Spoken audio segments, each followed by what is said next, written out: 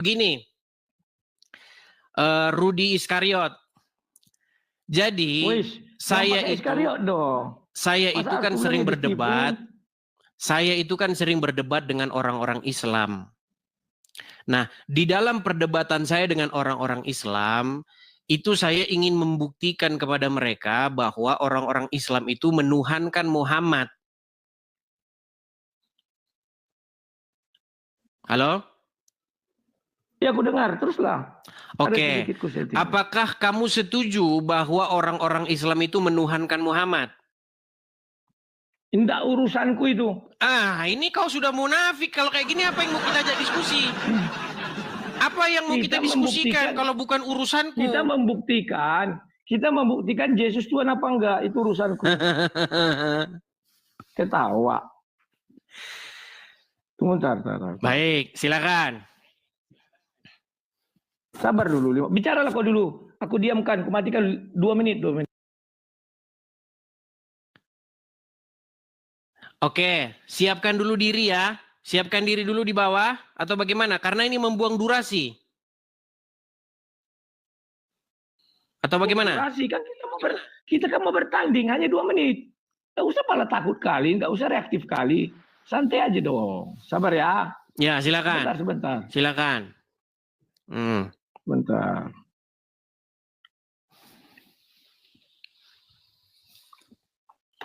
Waktu kau unyu-unyu juga nggak pernah kuturunkan. Selu lah, Dis. Dia mau ngambil sebuah video potongan debat, saya tahu. Kita tunggu teman-teman. Kita turuti maunya dia. Ayo kita turuti maunya dia.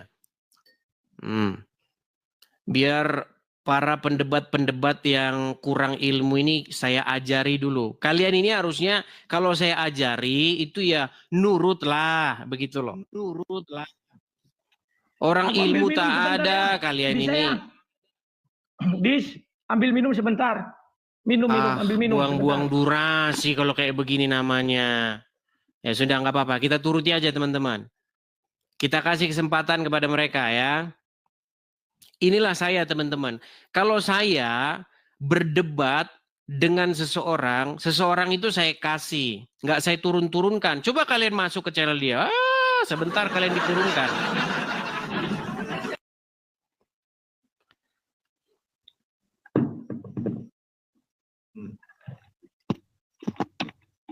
Oke. Aturan main kita gimana? Dikatakan diskusi. Begini, aturan main di sini itu tidak boleh membungkam hak seseorang untuk bicara. Tidak boleh timpa-timpaan suara. Tidak boleh main turun-turunkan seperti di channelmu. Di channelmu kalau orang berbeda dikit sama kau langsung kau turunkan. Banyak kali cakap kau. Lu memang itu faktanya. Iya, alasan kau. Online gini. Apa kita buat kode untuk bergantian berbicara biar jangan timpa-timpaan? Saling dewasa aja kita, saling dewasa. Diskusi yang dewasa. Silakan. Apa pertanyaanmu? Kamu mengatakan bahwa saya tidak mengakui bahwa Yesus Tuhan, betul? Ya, buktikan. Oke. Dasarnya adalah video waktu saya debat dengan Nandar. 1. Oke, satu-satu dulu. Kenapa kamu mengatakan kepada saya bahwasanya saya tidak mengakui Yesus itu Tuhan? Tahu nggak kamu apa konteksnya pada waktu itu? Konteksnya pada waktu itu kau sedang berdiskusi dengan si Nandar. Dia bertanya apakah Yesus itu Tuhan. Dan waktu itu kau belum ada pengertianmu mengenai ketuhanan Muhammad. Itu baru-baru akhir-akhir ini aja kau punya itu. Fokus karena dulu. Kau itu kan anak didikku. Fokus dulu, jangan masalah ketuhanan Muhammad dulu. Fokus dulu, yang saya tidak mengakui Yesus Tuhan. Ya sudah, kan itu aku bilang yang sama Nandar. Oke, baik. Saya balik dulu kamera saya ya. Saya balik. Baliklah. Oke, begini, Rudi. Bentar. Begini. Jadi, kalau misalnya kau perhatikan video itu, di situ kan ada kata-kata begini. Kalau saya dipaksa harus mengatakan singkat, Itu sebenarnya ada konteksnya. Kenapa saya bilang kalau dipaksa? Karena begini, konteksnya begini. Nih, saya balikan dulu kamera saya. Kau pun nanti akan saya paksa untuk mengatakan singkat. Baik. Saya akan bacakan. Oke. Lihat ini Lukas, pasal yang kedua, ayat yang ke-22. Tapi sebelum ke-22, supaya tidak kehilangan konteks kita bahas mulai dari ayat 21 ya. Oke, sudah siap sang debater? Sudah. Oke. Dan ketika genap 8 hari, ia harus disunatkan. Siapa ia di sini? Yesus. Ia diberi nama Yesus, yaitu nama yang disebut oleh malaikat sebelum ia dikandung ibunya. Dan ketika genap waktu pentahiran, menurut hukum Taurat Musa, mereka membawa dia ke Yerusalem untuk diserahkannya kepada Tuhan. Pertanyaan saya, apakah Tuhan di sini adalah Yesus? Ya. Jadi Yesus diserahkan kepada Yesus? Ya. Makanya saya bilang dia ini oones. Dia sering menghina Mikana, padahal dia ini sebenarnya mbahnya Mikana. Oke. Begini, jelaskan. Kau pernah baca Yesaya 55 ayat 11? Enggak, jangan pindah ke situ dulu. Menurutmu Yesus diserahkan kepada Tuhan, Yesus diserahkan kepada dirinya sendiri. Tuhan kembali kepada Tuhan. Tuhan menyerahkan diri kepada Tuhan. Kan itu mau kau sangkal dari aku kan? Sebentar. Oke. Sebentar. Yesus itu adalah firman yang diserahkan kepada Bapa. Kan ini Tritunggal ini. Oke, jadi Yesus menurutmu Tuhan Yesus, bayi Tuhan Yesus yang disunat umur 8 hari diserahkan kepada Yesus. Nah, sementara kau dalam konteks bicara barusan, Tuhan Yesus kau bilang. Ya sudah, jelas Tuhan diserahkan kepada Tuhan, apa yang salah? Iya, berarti Yesus diserahkan kepada dirinya sendiri. Ya nggak masalah kepada Bapa. Makanya aku bilang mereka ini oones. Ngaku Tritunggal, tapi pahamnya oones. Pahamnya oones. Makanya aku bilang sama kau, kita baca dulu Yesaya 53. Sabar ya. Loh, kok nggak bisa ke Yesaya? Ya, silakan. Tadi makanya kok orangnya lidahmu bercabang. Di awal kau bilang apa? Tidak boleh membelenggu, tidak boleh membungkam. Oke, silakan. Kita kasih dia kesempatan daripada dia nangis nanti teman-teman. Daripada dia mewek-mewek ngadu sama Mikana nanti. Nah, silakan. Mana pernah aku ngadu sama Mikana? Kita berdiskusi. Makanya aku bilang pahammu tidak jauh beda dengan Mikana. Kalian ini adalah orang-orang yang mengaku Tritunggal, tapi paham kalian ini oones. Jangan panik. Nanti ku jelaskan. Kau kan tidak ngerti Tritunggal. Yang kau ngerti itu Triteos. Silakan. Tunggu ya. Bentar ya. Oh, sorry. 55. Bentar. Ayat. Udah lama aku nggak debat ya. Demikianlah firmanku yang keluar dari mulutku. Ia tidak akan kembali kepadaku dengan sia-sia. Tetapi ia akan melaksanakan apa yang kukehendaki. Dan akan berhasil dalam apa yang kusuruh kepadanya. Paham nggak kau? Jadi Yesus itu adalah firman Tuhan yang menjadi manusia. Apakah dia itu bukan Tuhan? Kalau kau mengatakan firman Tuhan bukan Tuhan. Ya kapan saya bilang firman Tuhan bukan Tuhan? Nah, berarti firman Tuhan adalah Tuhan kan? Betul. Ya sudah. Gimana sih? Nah, makanya ini yang ku bilang. Makanya kau itu belum levelku. Dengar. Firman Tuhan adalah Tuhan, makanya ku bilang Tuhan itu adalah sebuah gelar. Kalau di dalam bahasa aslinya, kata itu bukan tulisannya bukan Tuhan, bukan itu dalam bahasa aslinya. Dalam bahasa aslinya itu kurios. Kurios kalau diterjemahkan ke dalam bahasa Inggris menjadi Lord. Kalau diterjemahkan dalam bahasa Indonesia menjadi Tuan atau Tuhan. Dasar kau mana mengatakan itu? Coba. Baik. Saya akan tampilkan.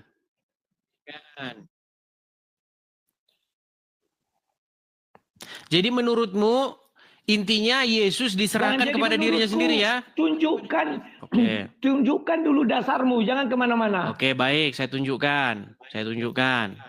Misalnya di dalam Yohanes 13 ayat 13 ya.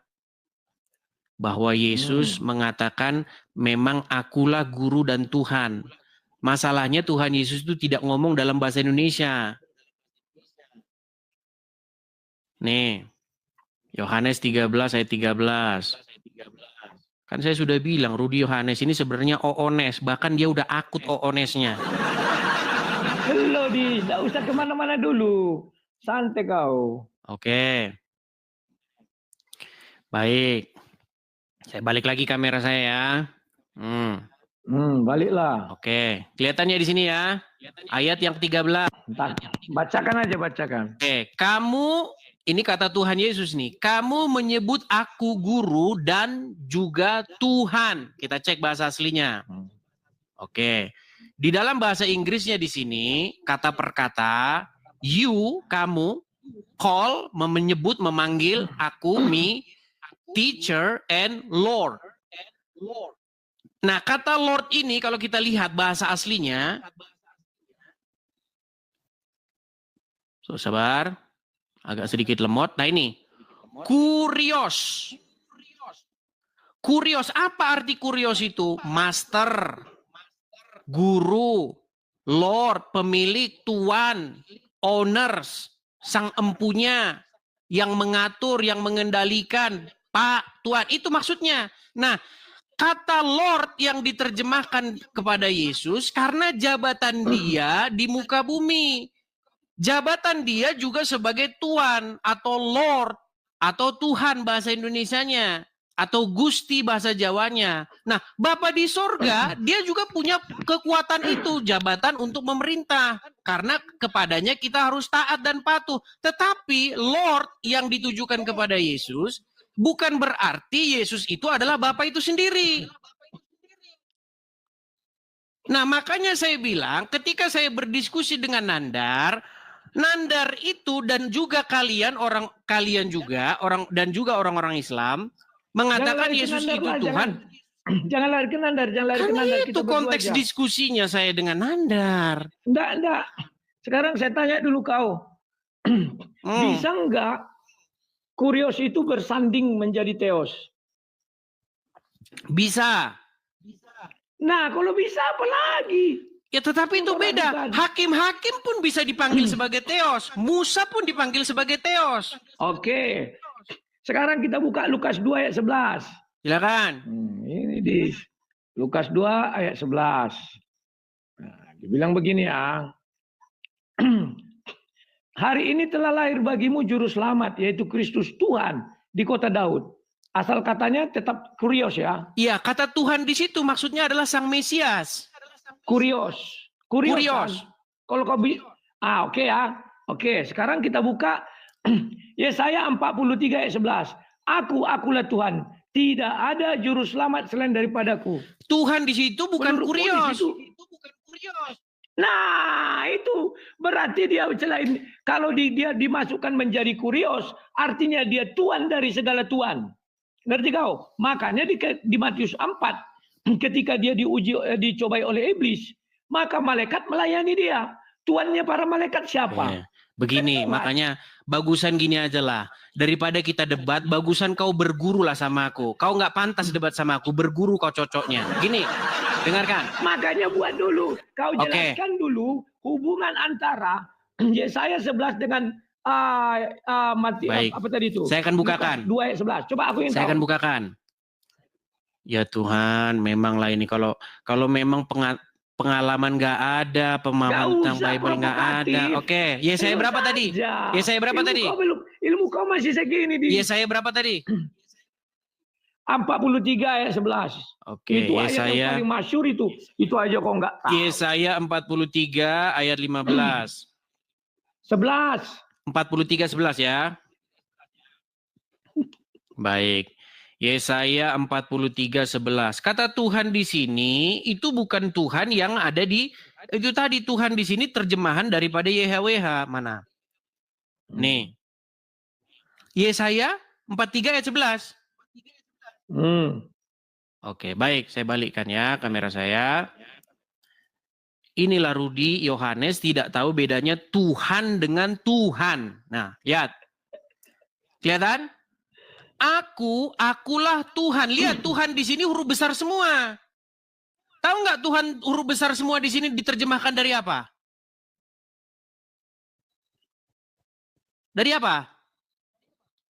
Teruslah Yehova. Iya, dari Yehova. Jadi Terus. Jadi Tuhan ini huruf besar semua ini berbeda dengan Tuhan yang T-nya huruf kecil. Kata Tuhan yang huruf besar semua diterjemahkan dari YHWH atau tetragramaton.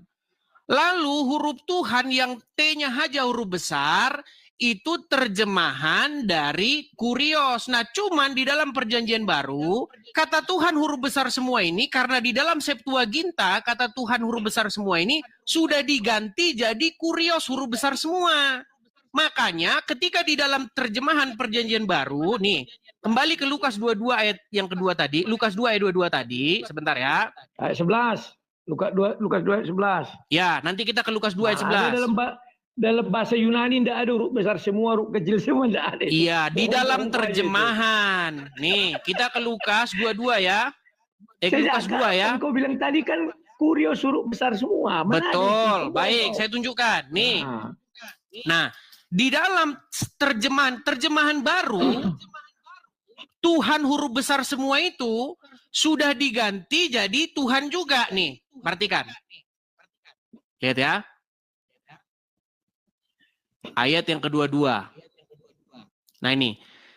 Dan ketika genap waktu pentahiran menurut hukum Taurat Musa, mereka membawa dia atau Yesus ke Yerusalem untuk menyerahkannya kepada Tuhan. Nah, Tuhan di sini ini merujuk kepada YHWH tadi. Kenapa kok bisa merujuk kepada YHWH tadi?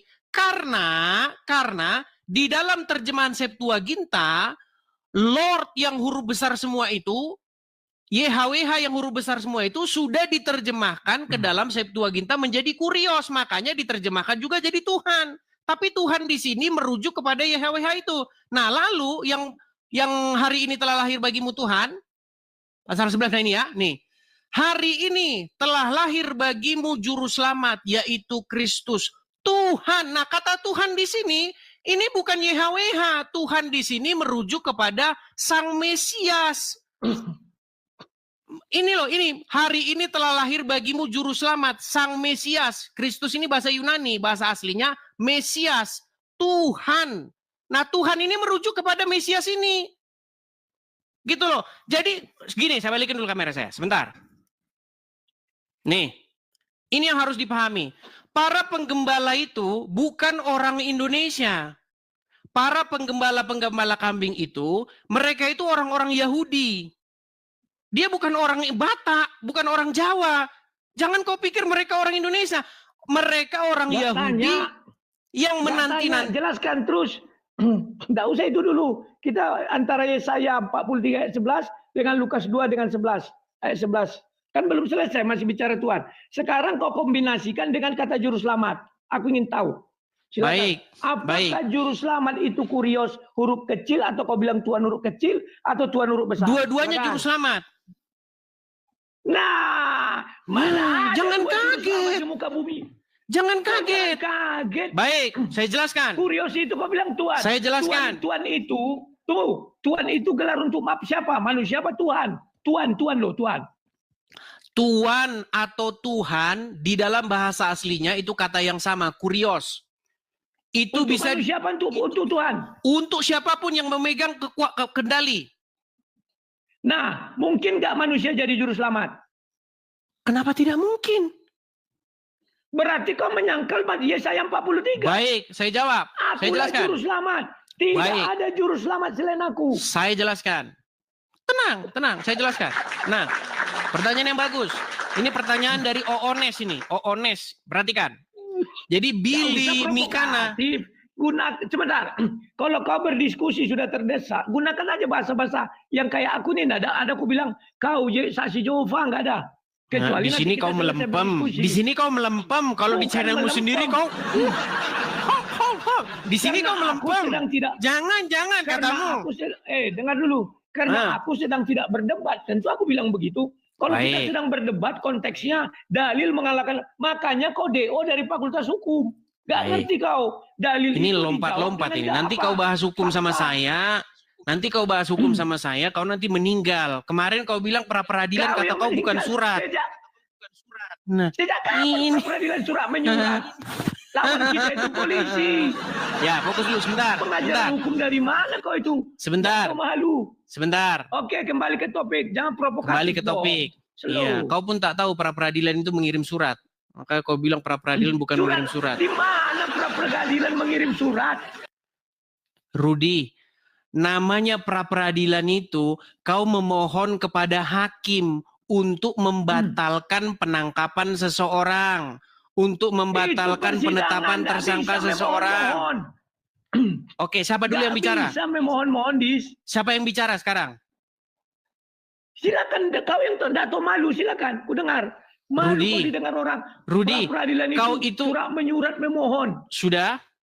Bisa gantian bicara? Ya. Rudi, tunjukkan dasar teori. Kau itu masuk Fakultas Hukum, kau masih juniorku.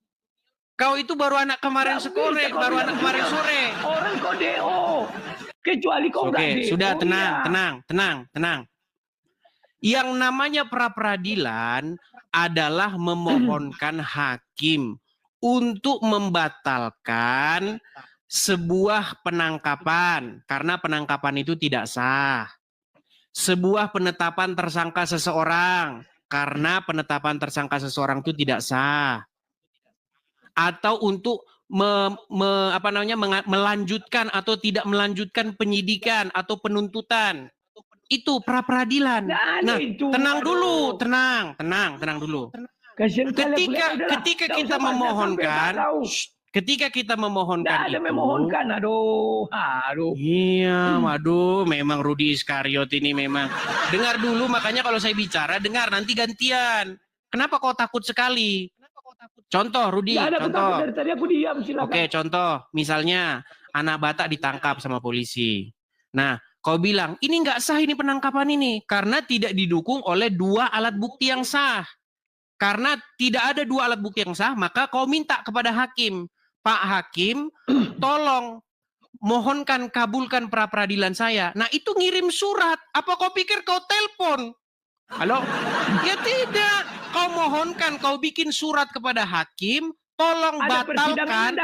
Di mana nih? Saya lagi bicara, kau potong. Nanti bisa gantian. Ya biar jelas. Ada peradilannya enggak? Persidangan. Namanya pra-peradilan itu hanya di hakim tunggal. Itu di luar peradilan yang umum. Tapi caranya pertama itu memang harus ngirim surat. Betul nggak? Enggak, maksud itu bukan mengirim surat, pendaftaran namanya. Pendaftaran pakai apa? HP, WhatsApp. Iya, itu namanya memasukkan berkas. Aduh. Iya, pakai surat nggak? Terus kau bilang, pakai surat nggak? Habis itu ada nggak persidangannya? Ada persidangan, tapi persidangan yang dipimpin oleh hakim tunggal. Siapa lawannya kalau ada persidangannya? Lawannya adalah yang dituntut, misalnya polisi, misalnya penyidik, bisa jaksa. Tergantung siapa lawannya, di tingkat mana. Kalau itu kau bilang, kan kau bilang surat menyurat terus di video kau kan? Nanti kau mengirim surat, Rudi. Aduh, kau ini juniorku, kau nggak ngerti apa-apa soal hukum. Kau ini juniorku. Tahu nggak? Tanda apa arti mengirim? Namanya pra-peradilan itu, Rudi, mengirim surat kepada hakim memohonkan untuk membatalkan penetapan tersangka seseorang, penahanan seseorang, karena tidak sah. Modal-modal googling. Rudi, udah kita lanjut yang tadi. Kau daftarkan dulu. Daftarnya pakai WhatsApp. Pakai WhatsApp daftarnya. Bukan surat kau bilang mengirim. Iya, pakai apa itu? Langsung kita bawa daftar. Iya, daftarnya pakai apa? Ini kuasanya, ini. Ya bawa surat dong. Iya, surat ya, betul surat. Bukan mengirim, woi. Makanya itulah yang menjadi pertanyaan saya. Kenapa kau hanya bikin surat saja kau habis 80 juta? Kau apakan itu? Di sinilah letak salah kau, Dis. Di sinilah letak salah kau. memang benar Udah, yang kau sudah bilang babak bahwa belur main di situ. surat. Udah, kita kembali saja ke tema. Sudah kau Itu ada kembali ke tema saja. sidangnya. Sidangnya itu namanya peradilan singkat, 7 hari harus tuntas. Rudi, yang saya heran sama kau itu, kenapa kau membuat surat saja habis 80 juta? Apa kau bikin tintanya dari emas? Siapa bilang aku membuat surat habis? Kan ada sidangnya. Iya, bagaimana sidang seperti itu saja kau habis 80 juta?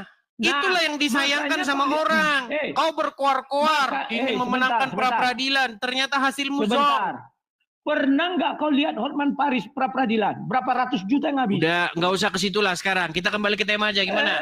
Makanya kau terlalu merendahkan kali pengacara. Iya, kau ini Rudi, ilmu pengetahuanmu dalam hukum, kau tidak ada seujung kukuku. Kau masih juniorku. Kau itu DO.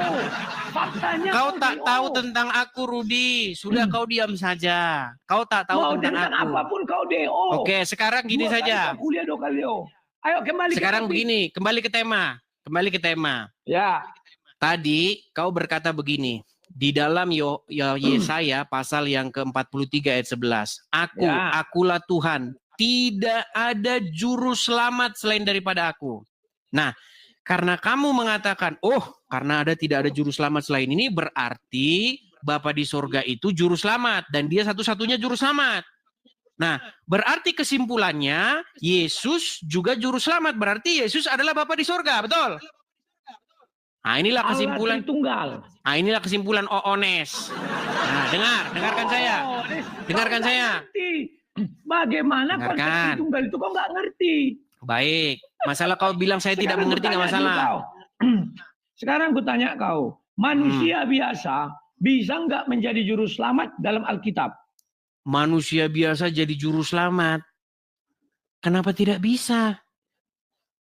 Berarti Tuhan itu nggak perlu berfirman dong. Banyak kali cakap Tuhan. Makanya juru selamat. Baik, dia dengarkan. Dengarkan. Loh, begitu banyaknya Tuhan. Begitu banyaknya Tuhan mengirimkan. Coba kau jelaskan sama aku. Siapa satu manusia yang juru selamat dikatakan di kitab suci? Tuhan Yesus. Kan Tuhan kan? Iya, tapi Tuhan di situ ada Tuhan yang huruf besar semua dengan Tuhan yang huruf kecil. Tidak pakai di situ. Kalau kau mau mengatakan Tuhan, kalau enggak kau bilang manusia Yesus. Antara itu inilah makanya saya bilang mereka ini mengira Tuhan itu jenis-jenisan makhluk tertentu. Makanya udah kacau kita ini diskusi kita. Jenis-jenisan itu kan perasaan kau. Gini. Kau memang enggak mampu. Gini Rudi, dengarkan Rudi.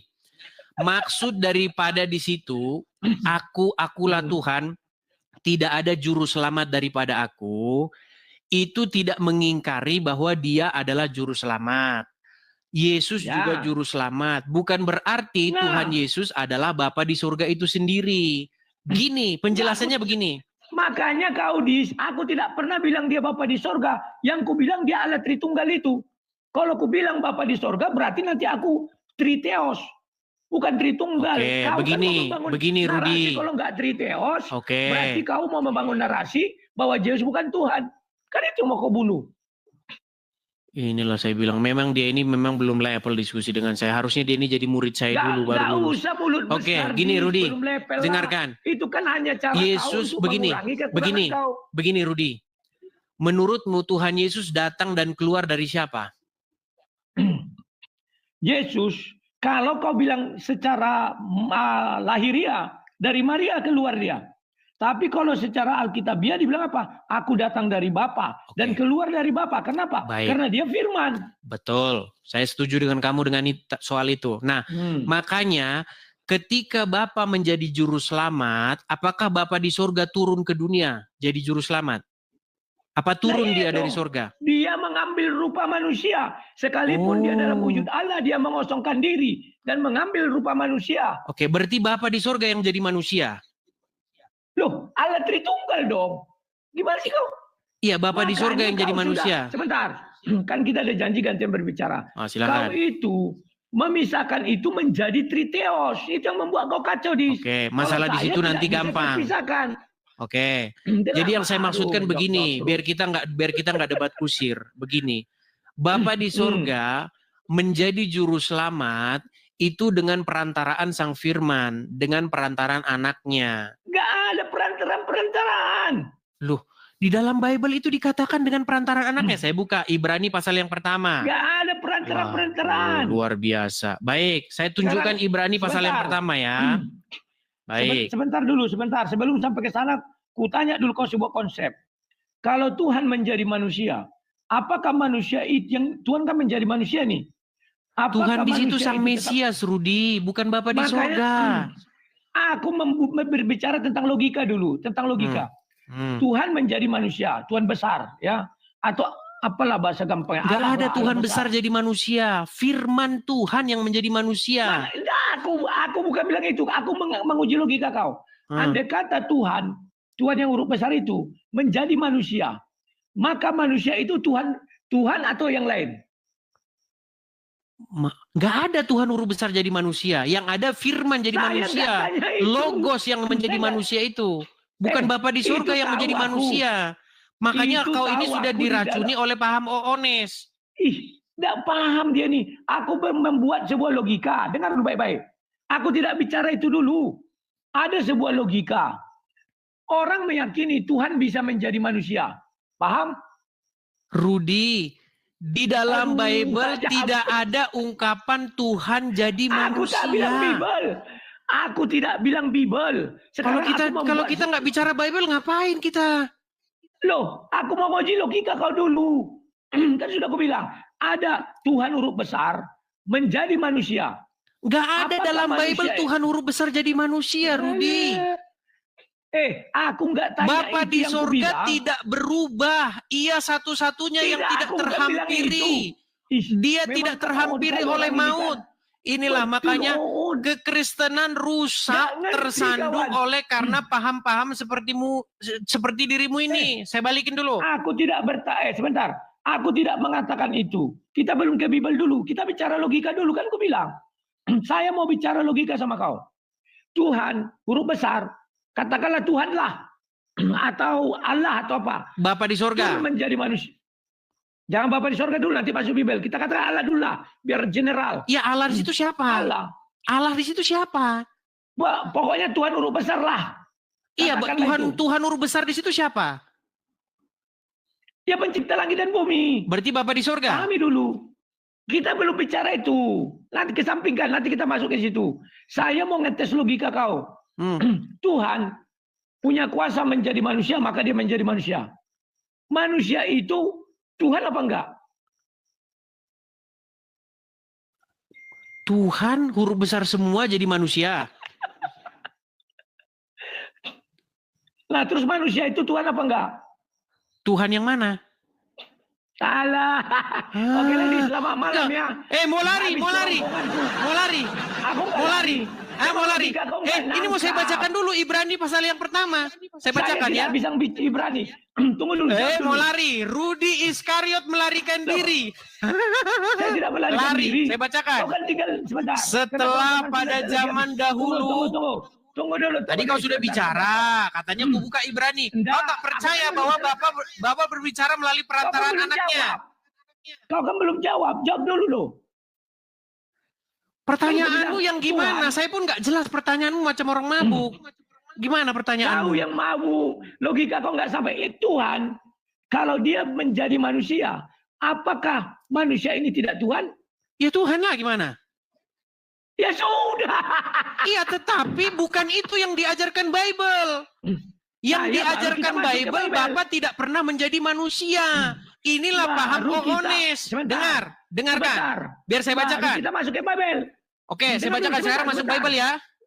Tunggu sebentar. Dasar pemikiran kau pegang ya. Bahwa kalau Tuhan jadi manusia, maka manusia itu Tuhan. Kalau Tuhan, maaf ya, jadi burung, maka burung itu adalah Tuhan. Kalau Tuhan katakan jadi batu, batu itu adalah Tuhan. Ya, itu pemahaman yang di luar Bible. Enggak, ini logika. Tuhan mau jadi apapun, yang menjadi apapun dia itu adalah Tuhan. Oke. Itu logika. Bisa sekarang gantian saya bicara? Nah, sekarang masuk ke Bible. Saya bacakan. Kau bicara logika. Ibrani pasal yang pertama. Perhatikan. Setelah pada zaman dahulu kala, Elohim berulang kali dan dalam berbagai cara berbicara kepada nenek moyang kita dengan perantaraan para nabi, maka pada zaman akhir ini ia telah berbicara kepada kita dengan perantaraan anaknya yang ia telah tetapkan sebagai yang berhak menerima segala yang ada. Oleh dia Elohim telah menjadikan alam semesta.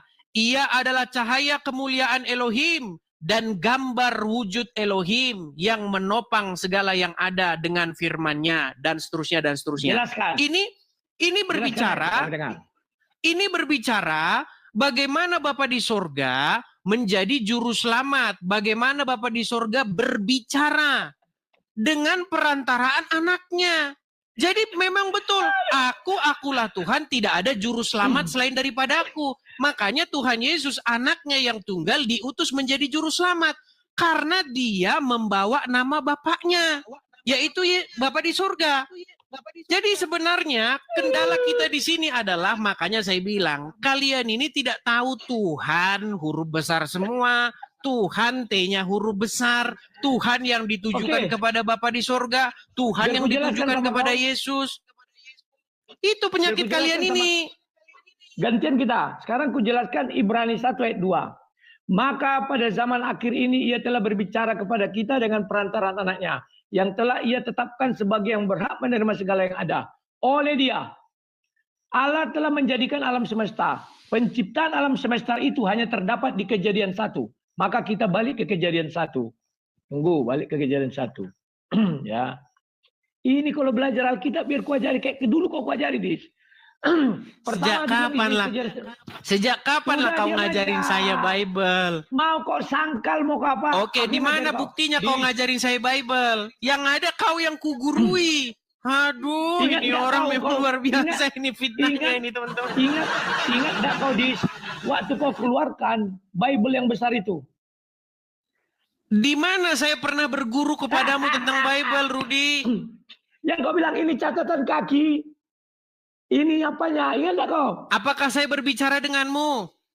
Dengan aku lah. Mana videonya? Mana videonya? Mana videonya? Ya, masa nanti ku cari. Aku ini orang terkenal dulu, Dis. Kau masih kutu kumpret. Memang dia ini nggak bisa move on dia ini. Rudi, ingatlah Rudi. Ini jadi kemana-mana ini bahasan kita ini, Rudi. Oke, udah ya. Mau lari? Kita lanjut. Mau lari? Enggak. Orang dibilang mau lanjut kok lari. Oh ya, silakan. Kita lanjut ya. Berfirmanlah Allah, jadilah terang, lalu terang itu jadi. Menurutmu, yang mana di sini Allah, yang mana di sini Yesus? Yesus itu adalah nama yang diberikan kepada anak yang dilahirkan Maria. Jadi bedakan antara Yesus yang daging dengan Sang Firman. Aku tahu. Jangan kau masalah kita itu di sini loh. Yang menjadi manusia itu bukan Bapa di surga, tetapi logosnya. Aku enggak bilang itu, enggak pernah aku bilang. Sekarang kita bicara Ibrani 1 ayat 2, kau tantang aku kan. Sekarang udah aku bilang, mana yang diciptakan? Penciptaan hanya ada di Kejadian 1. Sekarang ini ada pencipta. Berfirmanlah Allah, jadilah terang, lalu terang itu jadi. Apa kaitannya ini dengan Ibrani 1 ayat 2? Yang mana di sini Allah? Yang mana di sini pencipta? Coba jelaskan. Yang Allah di situ merujuk kepada Bapa di surga. Yang menciptakan di situ adalah Firman, dan Firman itu telah menjadi manusia, yaitu Yesus. Nah, berarti Firman punya daya cipta kan? Betul. Berarti definisi Firman adalah Sang Pencipta kan? Betul. Pencipta segalanya. Betul, ya, tapi bukan berarti Bapa tidak Sang Pencipta. Tetapi Bapa yang menciptakan dengan perantaraan Firman. Tahu aku. Terus? Berarti Firman itu adalah Sang Pencipta kan? Oke, menjadi manusia Firman itu betul. Nah, maka enggak, Firman itu menjadi manusia, betul enggak? Nanti dulu, kita belum sampai situ. Kau lompat, orang masih bicara penciptaan. Silakan. Segala sesuatu yang mampu menciptakan alam semesta disebut apa? Tuhan huruf kecil apa Tuhan huruf besar? Tuhan huruf besar itu nama, Rudi. Aduh, kok disebut apa sih? Disebut Elohim. Oke. Atau disebut Sang Pencipta. Sekarang aku bilang, kurios. Apakah setiap kurios itu mampu menciptakan langit dan bumi? Belum tentu. Siapa dulu kuriosnya? Oke. Theos Apakah semua teos mampu menciptakan langit Belum dan bumi? tentu, belum tentu. Siapa Oke. dulu teosnya? Siapa dulu teosnya? Jangan lihat siapa dulu, kita bicara Bible aja. Kita bicara Teos Bapa itu dan juga Yesus. bisa dirujuk kepada makhluk-makhluk di dunia lain. Betul. Teos Betul, itu bisa aku merujuk tahu. kepada malaikat-malaikat, bisa merujuk pada hakim-hakim. Betul. Aku tahu. Sekarang kau kan mengatakan bahwa Kurios itu bukan Bapa di sorga Yehova itu kan? Kurios yang dilahirkan itu merujuk kepada Sang Mesias. Oke. Kurios yang dilahirkan merujuk kepada Sang Mesias. Sang Mesias itu Tuhan huruf besar atau tidak? Atau Tuhan? Sang huruf kecil. Tuhan ya, Tuhan. Iya, Tuhan sama Tuhan sama aja. Ya, seorang Tuhan mampu nggak menciptakan langit dan bumi? Tuhan merujuk ke siapa dulu? Barusan kita bicara siapa? Barusan kita merujuk kepada Sang Mesias. Ya sudah, nggak ngerti kau cara. Oke, baik, saya tunjukkan. Dibuka pisang, pisang dimakankan. Kalau yang benar itu dikasih pisang, kau buka sendiri, kau makan. Oke, saya tunjukkan ayat ini saja. Oke. Baik. Oke, menurutmu Bapa di surga menjadi manusia? Bapa di surga tidak pernah menjadi manusia karena yang menjadi manusia siapa? Dengar dulu lah.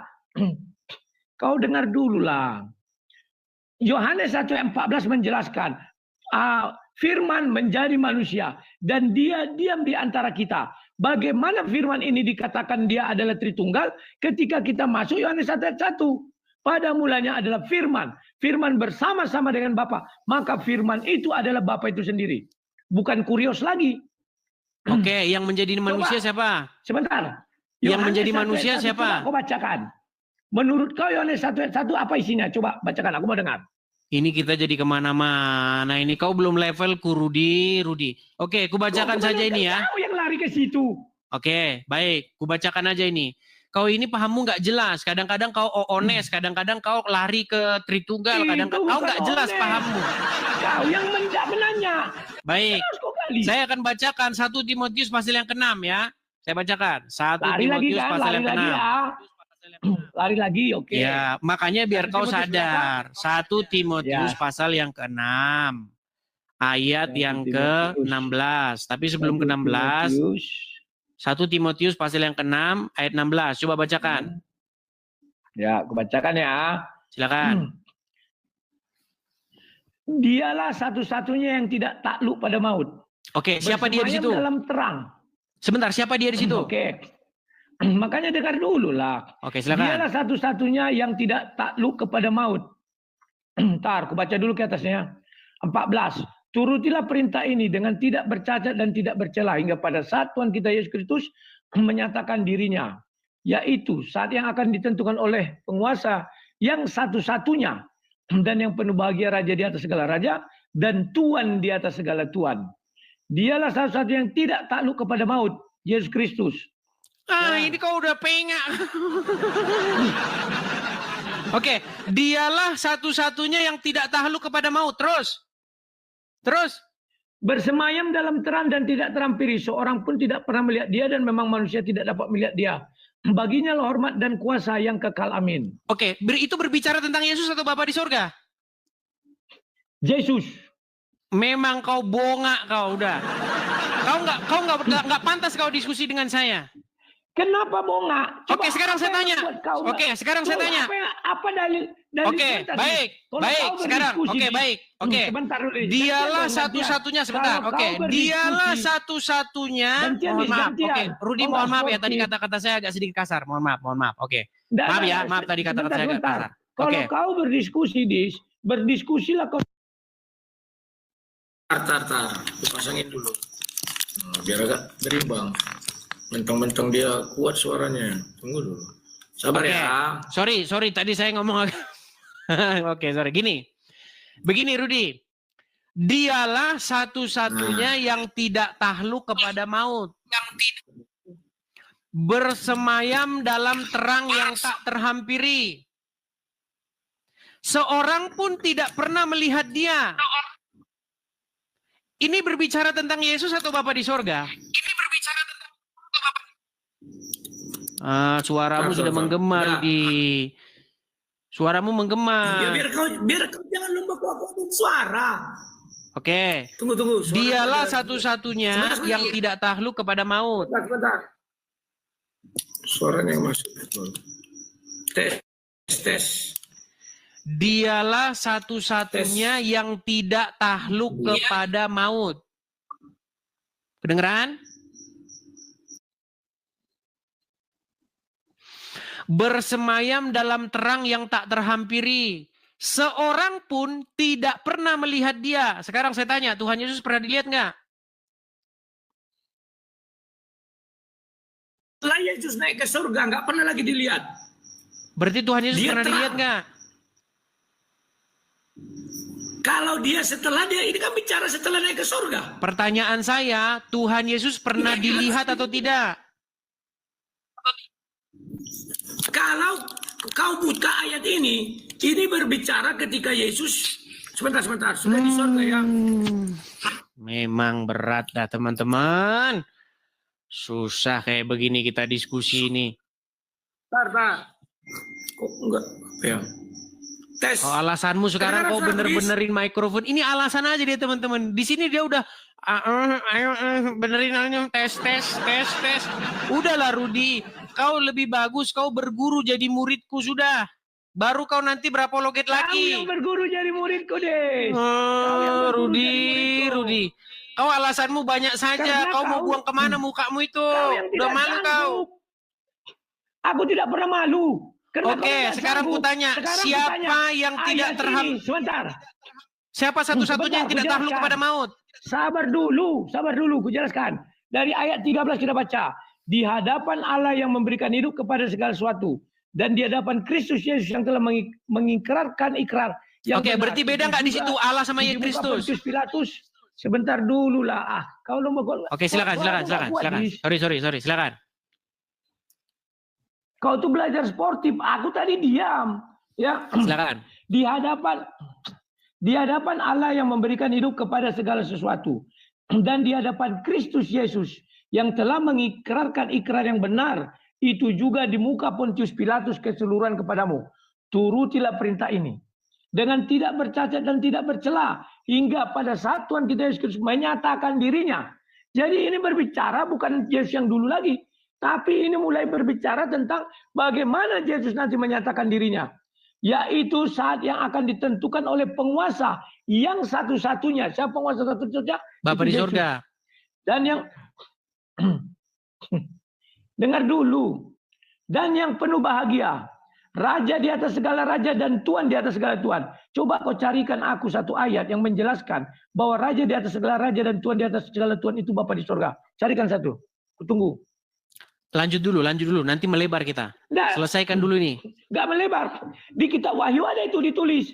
Di pahanya tertulis raja segala raja dan makanya saya bilang pemahaman kalian ini memang kalian ini susah. Rudi, biar kita selesai dulu Rudi. Ini berbicara, kau bilang tadi ini berbicara tentang Yesus. Sementara ayat ini berbicara dialah satu-satunya yang tadi katanya bisa gantian kita bicara. Aduh. Bisa gantian kita bicara? Bisa, kan aku belum selesai. Aku jelaskan dulu. Oke, silakan. Makanya aku bilang, ketika kau mencabar aku cari ayatnya. Sekarang kau cabar. Carikan saya satu ayat biar kita lihat ini untuk Bapa di surga tulis. Raja di atas segala raja dan Tuhan di atas segala Tuhan. Carikan saya satu ayat. Itu merujuk kepada Bapa di surga. Oke, sebelum ke situ lanjutin dulu ini. Biar nggak lari kita. Harus ke situ dulu, baru kita itu kan ayat 15. Oke, baik. Dari ayat 15. Oke, baik. Dialah satu-satunya. Oke, dialah satu-satunya yang kekal, yang tinggal dalam terang, tak terhampiri, tak seorang pun pernah melihat dia. Baginya segala hormat, kuasa dan kemuliaan. Nah, saya fokus di sini ya. Dialah satu-satunya yang tidak tahluk kepada maut. Apa arti tahluk kepada maut? Mati, betul? Betul? Nah, itu dulu ayat 15 dulu. Enggak, sekarang saya tanya. Kita selesaikan baru pengertian tahluk kepada maut apa? Kenapa? Pengertian tahluk kepada maut itu apa? Mati. Mati. Pertanyaan saya, apakah Mati Tuhan karena Yesus pernah dosa. mati? Apakah Tuhan Yesus pernah Mati mati? karena dosa. Dengar dulu aku bilang tadi. Takluk kepada maut artinya mati karena dosa. Karena upah maut adalah dosa. Memang Tahu nggak kau? Rudi ini memang. Makanya Oh, makanya memang. kau itu dilepeh kalau diskusi dengan Kadrun. Ya kayak begini kau Rudi. Gimana? Orang itu yang tidak mampu, jangan lari ke sana. Kita ini sekarang. Rudi, mengenai raja segala raja, itu sebenarnya satu frase, satu ungkapan. Itu bahkan ditujukan loh. Itu bahkan ditujukan kepada raja, nih, saya akan tunjukkan. Nebukadnezar juga dipanggil raja segala raja, Rudi. Aduh, gimana Rudi ini? Raja segala raja, tuan segala tuan, itu adalah satu ungkapan betapa besarnya pemerintahannya itu. Bapa di sorga, raja segala raja. Yesus juga raja segala raja. Bagaimana Bapa di sorga menjadi raja segala raja di tengah-tengah umat manusia? Ya dengan perantaraan anaknya, yaitu Tuhan Yesus. Bagaimana Bapa di sorga memerintah di bumi? Ayat. Saya tidak mau mendengar omongan kau, omongan kosong itu. Tunjukkan ayatnya. Baik. Kita ungkapkan raja segala raja itu diungkapkan kepada siapa saja di dalam Bible. Bahkan kepada Nebukadnezar. Baik.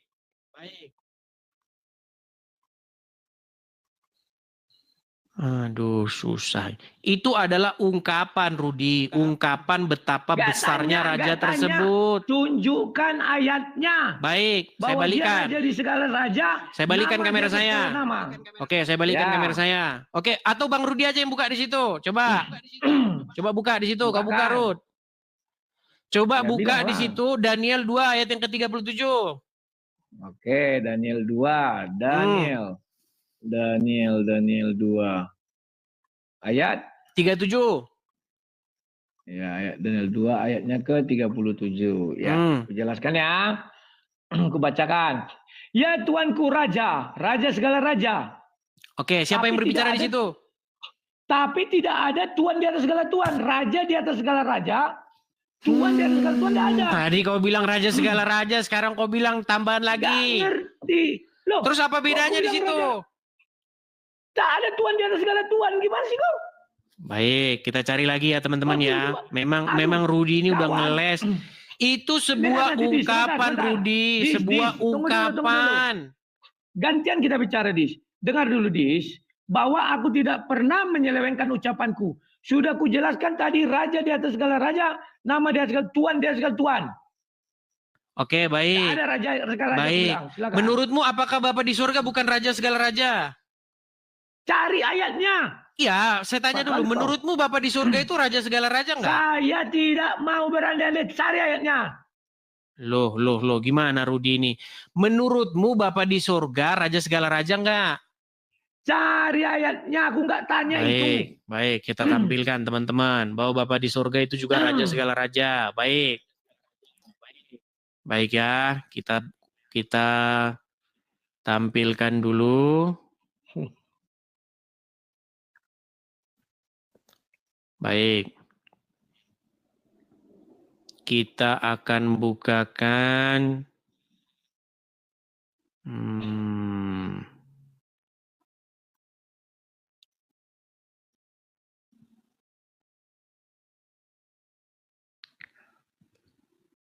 sabar ya, sabar. Karena kita perlu waktu nyari ini. Aku sabar, aku sportif, aku tenang kau lah.